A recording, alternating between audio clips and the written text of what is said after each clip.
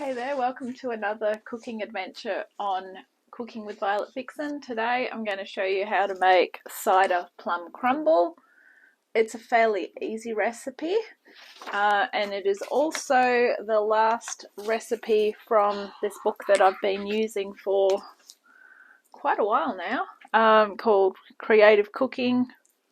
This one is going up for sale on eBay. By the time you see this episode, it might be there, it might have sold. So if you'd like to purchase it, it is on Violet Vixen Fashion. And if it's there, it's there. If it's not, there might be one of the other cookbooks, which has featured recipes that I've cooked. It's quite a lot there. So yeah, all right, let's get all these ingredients and get ready to go. Okay, so first up, you need your oven on 190.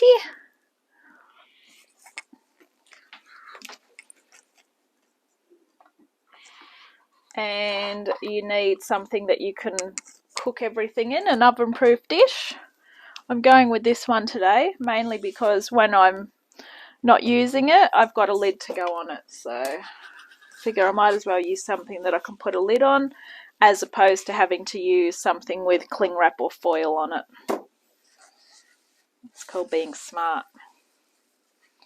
Alright, so just give that a quick grease with a bit of margarine and or butter, whichever one you feel like using. I don't use much margarine, so technically the only way it's really getting used is when I do this, because I haven't been eating much toast. Okay, so set that aside. So I've got everything ready, so it just makes it a little bit easier if you've got everything weighed out and measured out. So what we need to do first of all is grab the plums. I've gone with these black plums. These are really tasty.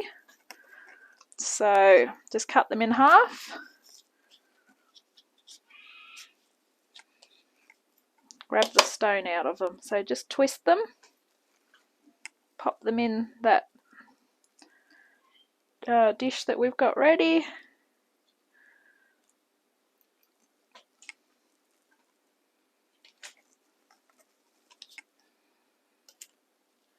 I was going to have this ready to go, but I figured that if I do at least something on the camera, you'll get to see what's going on. Now, I'm actually going to keep these plum seeds because I'm going to try and grow a few fruit trees. Don't know how long it takes to grow a plum tree, whether they'll even grow here where I am, but who knows. Maybe if I put all the seeds in one pot together, we might see what happens.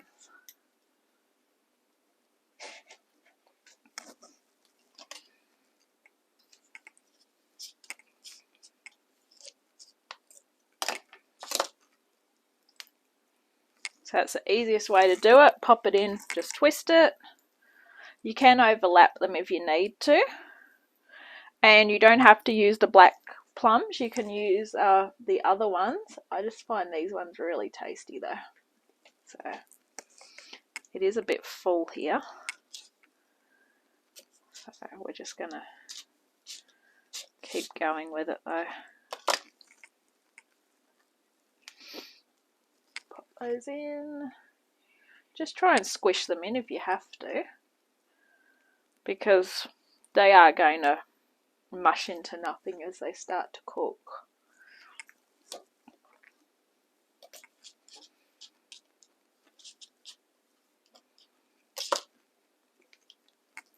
Just a simple twist, place, and you're off again.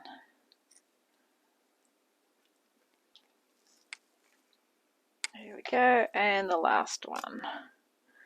Alright, I'm going to set this chopping board with seeds aside because I've got to clean them before I try to plant them. Okay, so I have overlapped a few, but I don't really think that's going to make a huge difference. Alright, now that I've got that out of the way, just wash my hands and then I'll bring that over. Alright.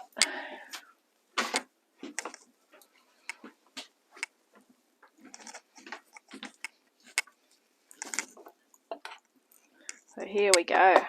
So I've just overlapped them like that. As I said, that'll be fine because they are going to mush down. Okay, over the top of that, you're going to add the sugar, which is the 2 tablespoons. So sprinkle that over.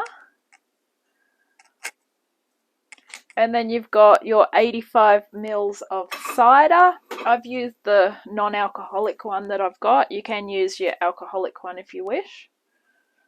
So just all over with that. It will fizz and carry on. Beautiful. That's the one that I used once again. The one that I brought from Woolworths. It's a non-alcoholic one.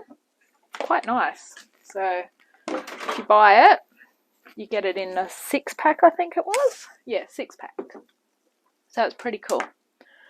Alright, so to do the topping, so we'll just set that aside.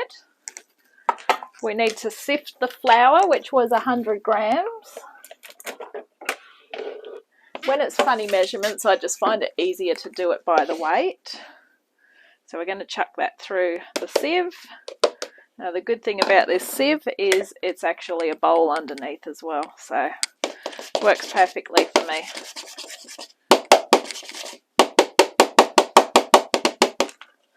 Okay, add a pinch of salt. That's salt there. That's a pinch. Now rub in the butter. This is 50 grams. I didn't have 50 grams of salted, so there is 8 grams of unsalted. It's not going to make much of a difference. So when you rub it in, you want to use just your fingertips and go like you're making it snow.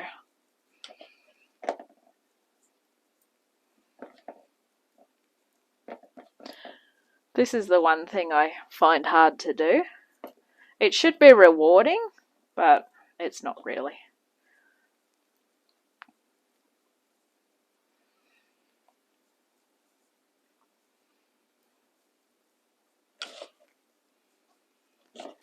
And the good thing is if you do this on a hot day and you have the butter out for a while, it will start to soften anyway. So it makes this part a lot easier.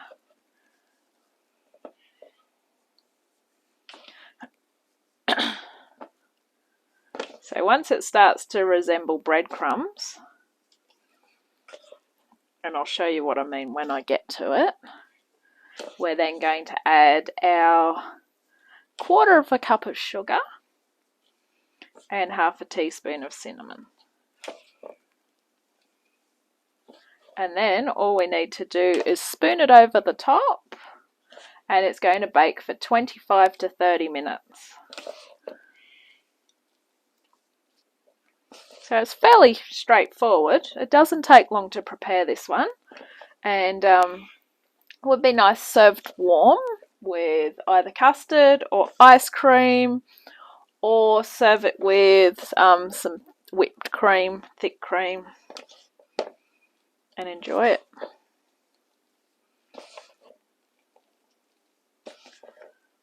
So yes, this is, as I said, the last recipe from this book. These are a really good range of books because they really are involved with what's what with cooking, and they were ones that my ma gave me, but I'm still selling them because I'd already started to go through them and sell them. I can't keep everything, so with this one I'm just choosing out what I like, what looks good, and then, as you know, I just do my shopping list and I make it. Alright, so that, it looks really bad in this light, so you'll actually, there you go, that is what we was looking for. Okay, so grab that 1/4 cup of flour, sprinkle that in,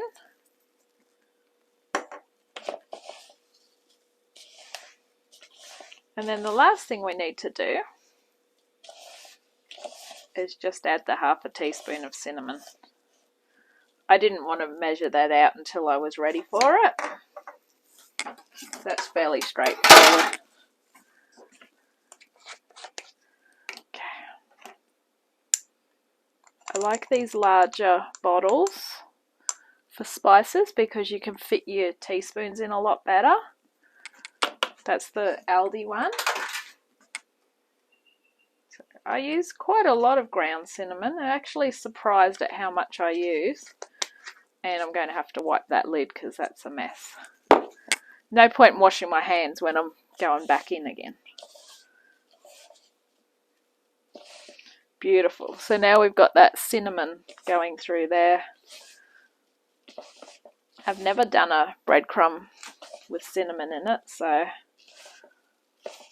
I don't think I have anyway. A crumble, I should say, like that. Normally you put the cinnamon on top, so that's giving that a really nice cinnamony flavour. Alright, so sprinkle on the top. The oven should be on 190 already. And I'm going to just bake it for 25 minutes. Basically all we need is the plums to be soft and the crumble to be golden. Alright. I'll check back in with you when it's cooked. See you soon. And there we have it. I gave it an extra 5 minutes just so I could get it a bit more golden on the top. I enjoy, and I hope you've enjoyed this episode of Cooking with Violet Vixen. I'm going to catch you next time.